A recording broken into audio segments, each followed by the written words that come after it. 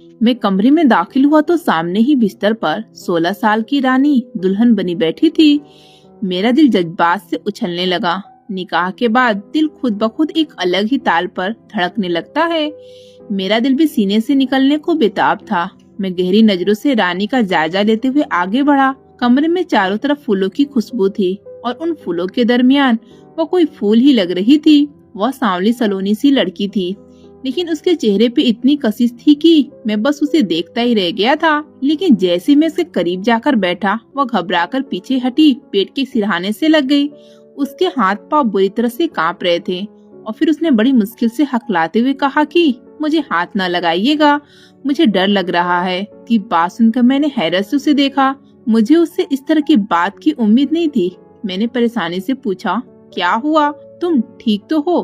कहने लगी, मैंने शादी की रात के बारे में सुन रखा है, मुझे बहुत डर लगता है। शादी के अगले दिन जब मेरी बड़ी बहन घर आई थी तो उसने मुझे सब कुछ बता दिया था, इसलिए मुझे शादी से बहुत खौफ आता है। मैं तो शादी करना ही नहीं चाहती थी। अब्बा ने मेरी शादी करवा दी। वह रोते हुए मुझे न जाने क्या कहना चाह रही थी, जो मुझे समझ नहीं आया। शायद उसकी बड़ी बहन ने उसे शारीरिक संबंध के बारे में कोई बात बताई थी और इसी वजह से वो डरी हुई थी। मैंने धीरे से उसका हाथ पकड़ा, उसे अपने करीब करते हुए समझाया कि परेशान ना हो, कुछ नहीं होगा। मैं नरमी और मोहब्बत से उसका डर और खौफ दूर करना चाहता था, लेकिन उसकी अगली बात सुनकर मेरी आंखों से आंसू बह गए। क्योंकि शादी की पहली ही रात जो कुछ रानी ने मुझसे कहा वो मेरे रोंगटे खड़े कर गया था।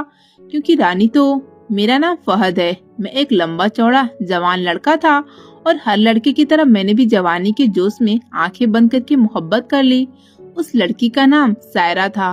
वो हमारे ही मोहल्ले में रहती थी। मुझे खुद ब खुद उससे बेइंतहा मोहब्बत हो गई और इसलिए मैंने कई बार अम्मा से कहा कि सायरा से मेरा रिश्ता करवा दे, लेकिन अम्मा हर बार कोई न कोई बहाना बना देती।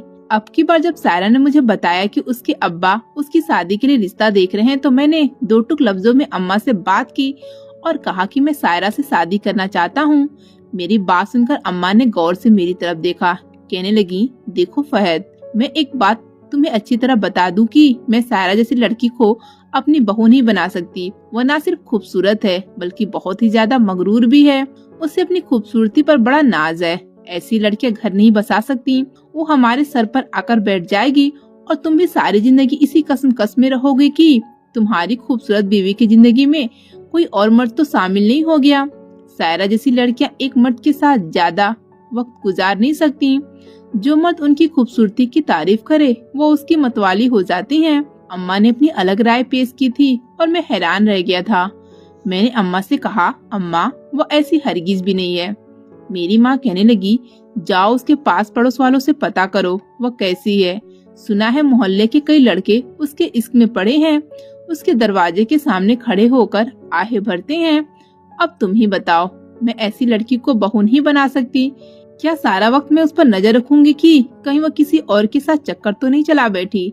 मैं सायरा को कभी भी अपनी बहू नहीं बनाऊंगी। अम्मा की बात सुनकर मैं तड़प उठा। मैंने अम्मा से कहा कि मोहल्ले के लड़के उसके आशिक है तो इसमें सायरा का क्या कसूर है? सायरा ने तुमसे नहीं कहा था कि वो उसके दरवाजे के आगे खड़े हो जाएं? अम्मा कहने लगी, लड़के ऐसे किसी लड़की के दरवाजे पर खड़े नहीं होते। लड़की अपनी अदाएं दिखाती हैं, अपनी खूबसूरती का जाल फेंकती हैं, जबकि लड़की आशिक होती हैं। अगर वो इतनी ही शर्मो हया और पर्देदार होती तो किसी लड़के को उसकी खूबसूरती की भनक न मिलती। गले में दुपट्टा डालकर सारा वक्त मोहल्ले में घूमती फिरती है। तुमने भी तो उसे ऐसे ही देखकर मोहब्बत की है, तो तुम्हें क्या लगता है कि क्या वह बहुत अच्छी होगी? मीठी चीज पर मक्खियाँ तो आती ही हैं, इसलिए दुकानदार मीठी चीजों को ढक कर रखते हैं। माँ बाप भी अगर बेटियों को संभाल कर रखें तो वो गंदगी से महफूज रहती हैं। लेकिन सायरा के माँ बाप तो खुद को अपना होश नहीं है। उसकी माँ तो खुद गले में दुपट्टा डालकर एक घर से दूसरे घर घूमती फिरती है। भला बेटी की क्या खाक परवरिश की होगी? अम्मा ने चंद लाइनों में ही सायरा और उसके खानदान के इज्जत उधेड़ दिए थे। अम्मा की बात काफी हद तक दुरुस्त थी। सायरा सच में बहुत मॉडर्न थी। उसकी अम्मा भी ऐसी ही थी। लेकिन मैं दिल का क्या करता जो सायरा से मोहब्बत कर बैठा था। और फिर सायरा भी तो मेरी मोहब्बत को बढ़ावा देती थी। मेरी बड़ी सी गाड़ी में वो मेरे साथ घूमती फिरती, खूब मोहब्बत की बातें करती। मैं उसकी मोहब्बत में पूरी तरह गिरफ्तार था। उसके सिवा मैं किसी और का कल्पना भी नहीं कर सकता था। मैंने आज तक सायरा को बहुत महंगे महंगे तोहफे दिए थे, उसकी हर फरमाइश पूरी की थी और उसे वादा किया था कि जल्द ही मैं उससे शादी करके उसे हनीमून पर किसी बाहर के मुल्क में लेकर जाऊंगा। सायरा खुद मुझसे शादी के लिए बेताब थी, इसलिए तो वो बार बार रिश्ता भेजने के लिए दबाव डालती थी, लेकिन अम्मा थी कि मान ही नहीं रही थी। अम्मा के आगे हाथ जोड़े कहा, सायरा के बड़े रिश्ते आ रहे हैं, ऐसा न हो उसका कहीं और रिश्ता हो जाए। मेरी बात सुनकर अम्मा और जोर से हंसी, कहने लगी, उस लड़की ने तुम्हें खूब उल्लू बनाया हुआ है। मोहल्ले वाले उन पर थूकना पसंद नहीं करते, हर किसी को उनकी फितरत का पता है। ऐसी लड़कियों के रिश्ते नहीं आया करते, बल्कि यह घर से भागने वाली लड़कियां होती हैं। तुम उसके लिए सिर्फ एक एटीएम मशीन हो जिससे वो जब चाहे पैसे निकलवा सकती है। शादी के बाद भी वो तुम्हारा पैसा लूटेगी और फिर तुम्हें छोड़कर चली जाएगी। मैं इस बात को अच्छी तरह से जानती हूँ और एक माँ होने के नाते तुम्हें समझा रही हूँ, उस लड़की से दूर रहो। मैंने तुम्हारे लिए मुख्तार की बेटी को पसंद किया है। मुख्तार की छोटी बेटी रानी सीधी साधी मासूम सी लड़की है, वो घर को जन्नत बना देगी। रानी का नाम सुनकर मैं हैरान रह गया। मुख्तार चाचा हमारे अब्बा के दूर के रिश्तेदार थे, हमारा उनके घर काफी ज्यादा आना जाना था। वो बहुत गरीब थे, अम्मा अक्सर उनकी मदद के लिए वहाँ जाती थी। जब अम्मा ने रानी का नाम लिया तो मैं चौंका, क्योंकि वो मुझसे उम्र में आधी थी। मेरे लिए वो 16 साल की एक बच्ची थी, बहुत ही सांवली, सलोनी सी और दुबली पतली लड़की थी। घर के हालात ने उसे बहुत ही कमजोर कर दिया था। जब अम्मा ने रानी का जिक्र किया तो मैं हैरान रह गया। मैंने गुस्से में तबते कहा, अम्मा मेरा और उसका क्या जोड़ है?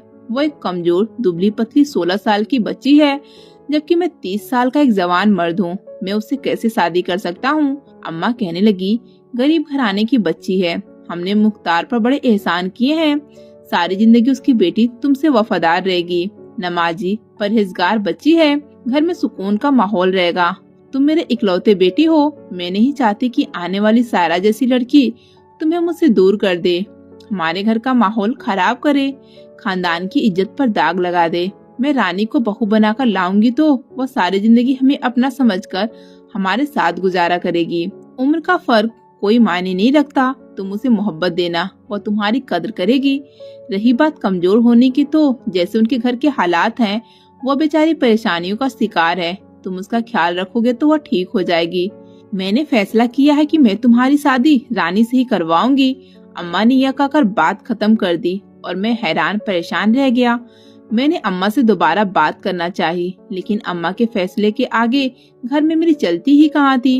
इकलौता होना कभी कभी बहुत मुश्किल हो जाता है। इकलौते बच्चे सिर्फ लाडले नहीं होते, बल्कि कुछ मेरे जैसे भी होते हैं, जिन्हें माँ बाप की हर ख्वाहिश का बोझ उठाना पड़ता है।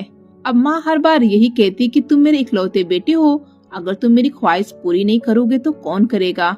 मेरे सारे अरमान तुम ही पूरी करोगे। कभी कभी तो मुझे लगता था कि मेरा इकलौता होना मेरे लिए सजा है, मैं सिर्फ अपनी माँ के अरमानों को पूरा करने के लिए पैदा हुआ हूँ। अब्बा खुद तो परदेश चले गए थे और फिर वहाँ से अब्बा का ताबूत ही वापस लौटा था।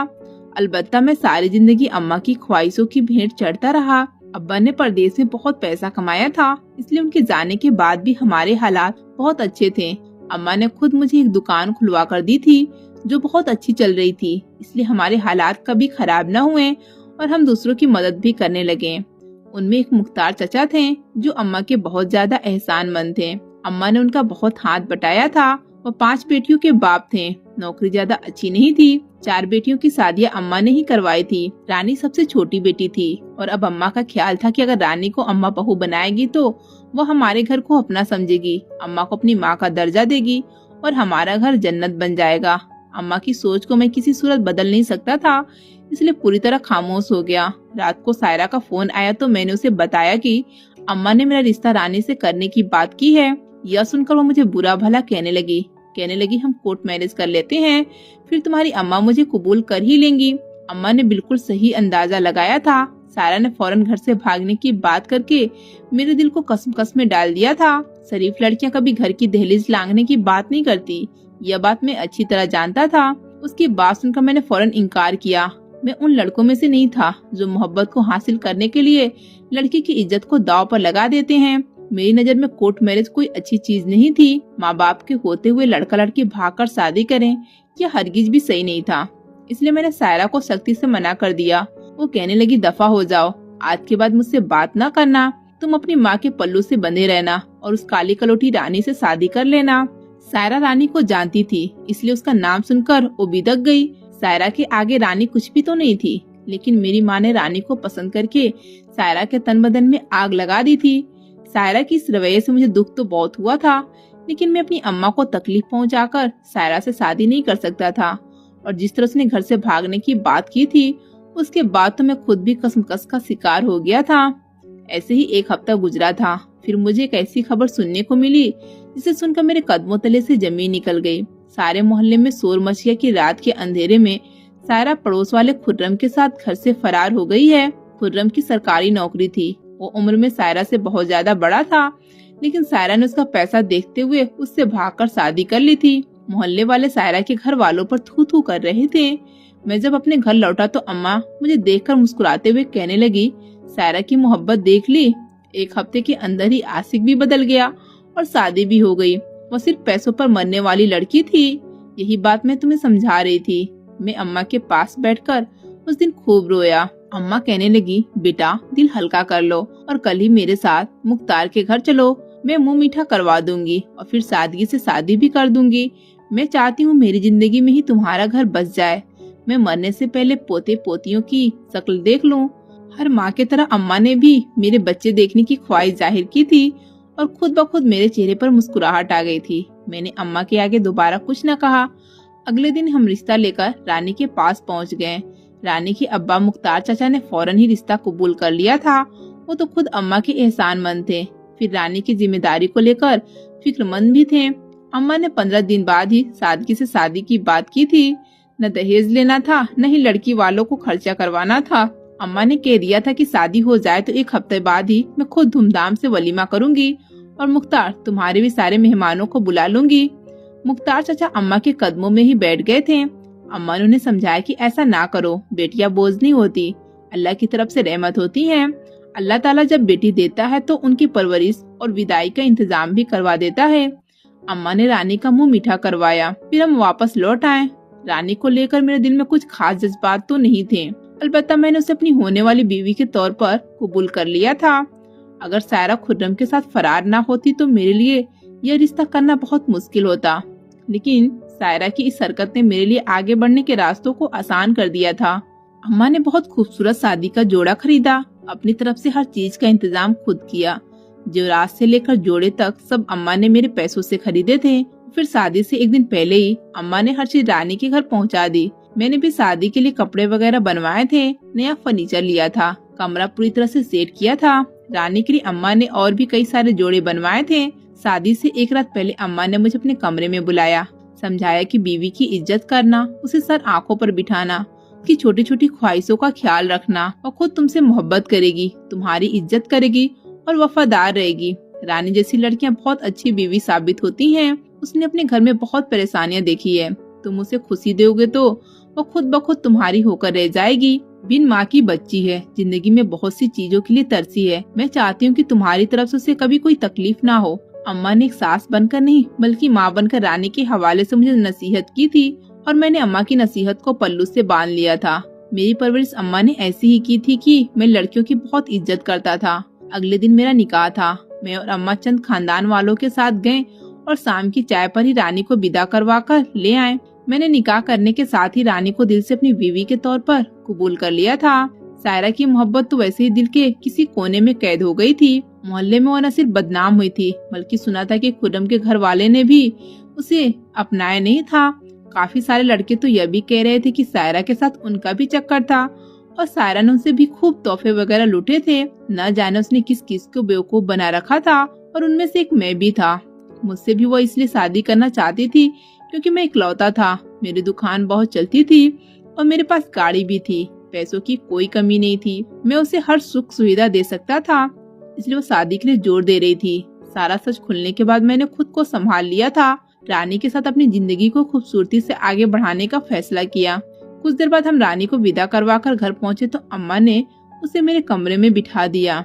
मेरे अपने खानदान वाले सब चले गए। फिर उन सब के जाने के बाद जब मैं अपने कमरे में पहुंचा तो रानी को देखते ही मेरा दिल धड़कना भूल गया। वह सावली सलोनी थी, लेकिन उसके चेहरे पर बला की कशिश थी। 16 साल की उम्र में दुल्हन बनी वो गजब ढा रही थी। फूलों के बीच बैठी वो खुद कोई खिला हुआ फूल लग रही थी। मैंने जेब में हाथ मारकर तोहफा चेक किया। मैंने एक सोने की अंगूठी उसके लिए खरीदी थी। फिर मैं उसके करीब जाकर बैठा तो मुझे देखते ही घबराकर पीछे हट गई। उसके हाथ पांव कांप रहे थे। वो अपने दांतों से अपने होंठों को काट रही थी। मैंने उसकी तरफ हाथ बढ़ाया तो घबराकर कहने लगी कि मुझे हाथ ना लगाइएगा, मुझे डर लगता है, मैं किसी ताल्लुक के लिए तैयार नहीं हूँ। उसके मुंह से ऐसी बात सुनकर मैं हैरान हुआ था। मैंने उसका हाथ पकड़ा, कहा ऐसी क्या बात है, क्या कोई परेशानी है? वो रोने लगी, कहने लगी मुझे शादी के बाद की जिंदगी से डर लगता है, मुझे शारीरिक संबंध से खौफ आता है, मैं खुद को आपके हवाले नहीं कर सकती। मैंने अपनी बड़ी बहन को शादी के अगले दिन देखा था और फिर जो कुछ उन्होंने मुझे बताया उसके बाद तो मुझे शादी के नाम से खौफ आता है। प्लीज मुझे हाथ न लगाएं, मेरे साथ कुछ भी बुरा न कीजिएगा। वो फूट फूट कर रोने लगी। मैंने उसे अपने करीब किया, मोहब्बत से पूछा ऐसी क्या बात है। फिर जो कुछ उसने बताया वह सुनकर मेरी आंखों से भी आंसू बहने लगे। वो दिमागी ट्रॉमा से गुजर रही थी। उसके लिए शादी का मतलब सिर्फ और सिर्फ तकलीफ था और मैं उसकी दिमागी तकलीफ को अच्छी तरह समझ पा रहा था। रानी ने मुझे रोते हुए यह बताया था कि उससे बड़ी वाली बहन साजिया की कुछ अरसे पहले शादी हुई थी। रानी उस वक्त 15 साल की थी। शादी के अगले दिन जब साजिया अपने घर लौटी तो घर में सिर्फ रानी और साजिया ही थे, बाकी बहनें अपने ससुराल में थी। साजिया रोते हुए रानी के गले लगी और फिर उसने रानी को अपने शरीर के वो जख्म दिखाए जो बहुत गहरे थे। उसके पति ने शादी की पहली रात अपना हक वसूल करने के नाम पर उसे बहुत मारा था। शारीरिक संबंध में उसके साथ ज्यादती की थी। उसने एक पति की तरह नहीं बल्कि किसी दरिंदे की तरह साजिया को इस्तेमाल किया था। साजिया ने रोते हुए रानी को बताया था कि वो सारी रात किस तकलीफ से गुजरी है और यही बात रानी के दिमाग में बैठ गई। उसके नजदीक शादी का मतलब सिर्फ और सिर्फ ज्यादती था। उसे यह मालूम नहीं था कि शादी में मोहब्बत भी कोई चीज होती है। उसे यह लगा था कि शादी में मर्द सिर्फ अपनी ख्वाहिश को पूरा करने के लिए एक औरत को हासिल करता है। जब मैंने रानी के खौफ के बारे में जाना तो मैंने फैसला किया कि कुछ दिन तक मैं उससे अपना हक वसूल नहीं करूंगा। मैंने मोहब्बत से उसे उसका तोहफा दिया, फिर उसे समझाया कि वह सुकून से कपड़ा बदल कर सो सकती है। मेरी बात पर वह हैरान रह गई। फिर उसने अपना कपड़ा बदल लिया, वह सोने के लिए लेट गई। मैं उसके बालों में हाथ फेरता रहा, उससे उसके घर वालों के बारे में पूछने लगा, अपने बारे में बताने लगा। उससे बातें करते करते ही वह गहरी नींद में चली गई। मैंने अपने जज्बात पर काबू किया और खुद भी सो गया। शादी की रात अपने आप को संभालना इंतहाई मुश्किल था, लेकिन अगर मुझे रानी की दिमागी हालत को ठीक करना था तो उसे यह यकीन दिलाना जरूरी था कि शादीशुदा जिंदगी में हवस नहीं होती बल्कि सिर्फ और सिर्फ मोहब्बत होती है। उसका बहनोई एक दरिंदा था तो इसका मतलब यह हरगिज भी नहीं था कि दुनिया का हर मर्द दरिंदा हो। मेरे लिए तो शादी एक बहुत पवित्र रिश्ता था और मैं चाहता था कि रानी भी इस रिश्ते की पवित्रता को दिल से महसूस करे। आहिस्ता आहिस्ता मैंने अपनी मोहब्बत से उसका दिल जीतना शुरू किया। एक हफ्ते में उसके दिल से हर डर निकल गया था। वो जान गई थी कि मैं कोई भूखा भेड़िया नहीं हूँ बल्कि उसका रक्षक हूँ, उसका पति हूँ। उसने खुद मुझे अपने पास आने का इजाजत दे दिया और मैंने मोहब्बत से उससे अपना हक वसूल किया था, क्योंकि शादीशुदा जिंदगी में जोर जबरदस्ती की न कोई गुंजाइश होती है और न ही इसकी इजाजत है। मेरी और रानी की एक बेहतरीन जिंदगी की शुरुआत हो चुकी थी। हम दोनों एक दूसरे का साथ पाकर खुश थे और बिल्कुल वैसी थी जैसे कि मेरी अम्मा ने मुझे बताया था। मेरी अम्मा का तजुर्बा मेरे बहुत काम आया था। मैं खुश था कि मैंने अपनी माँ की बात पर अमल करके अपनी जिंदगी को जहन्नम होने से बचा लिया था। सारा जैसी लड़कियां घर बसाने वाली नहीं होती, इस बात का अंदाजा मुझे 6 महीने बाद हुआ जब मुझे पता चला कि सारा ने खुर्रम से तलाक ले ली है और वह किसी और मर्द के साथ चली गई है।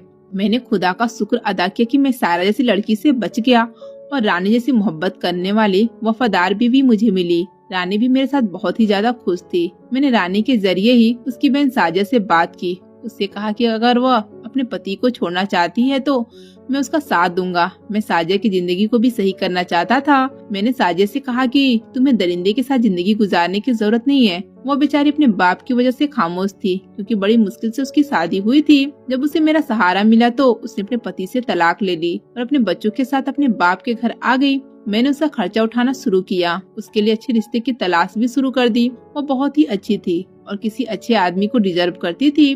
2 महीने बाद खुर्रम मुझे कहीं बाहर रास्ते में मिला तो मैंने उससे बात की। वो बहुत पछता रहा था। सारा से शादी करके वो अपनी जिंदगी में बहुत घाटे का सौदा कर बैठा था। मैंने उसे साजिया के हवाले से बात की और फिर उसका और साजिया का रिश्ता करवा दिया। खुर्रम सायरा के हाथों मात खाया हुआ था, इसलिए मुझे यकीन था कि साजिया जैसी शरीफ और इज्जतदार लड़की का बहुत ख्याल रखेगा और उसके बच्चों को भी मोहब्बत देगा। चंद दिनों बाद साजिया और खुर्रम की सादगी से शादी हो गई। खुर्रम ने वाकई उसे बहुत ज्यादा इज्जत दी थी और आज वह दोनों भी अपनी जिंदगी में आगे बढ़ गए थे। कभी कभी इंसान को हिम्मत करके ऐसे रिश्तों को छोड़ना पड़ता है जो उसे दीमक की तरह चाट रहे होते हैं। मैं सब मर्दों से ये कहना चाहती हूँ कि शादीशुदा जिंदगी में अपनी बीवियों को वक्त दें, मोहब्बत दें। शादी में एक्स्ट्रा मैरिटल अफेयर्स और मैरिटल रेप जैसी कोई चीज की गुंजाइश नहीं होती। बीवी के साथ की जाने वाली जबरदस्ती भी एक तरह से जाति का हिस्सा होती है, इसलिए उस गुनाह से बचें और अपनी बीवियों को अपनी खेती समझकर उन्हें वक्त दें, उनसे मोहब्बत करें। यह खेती बहुत जल्दी आपको बहुत मुनाफा पहुंचाएगी।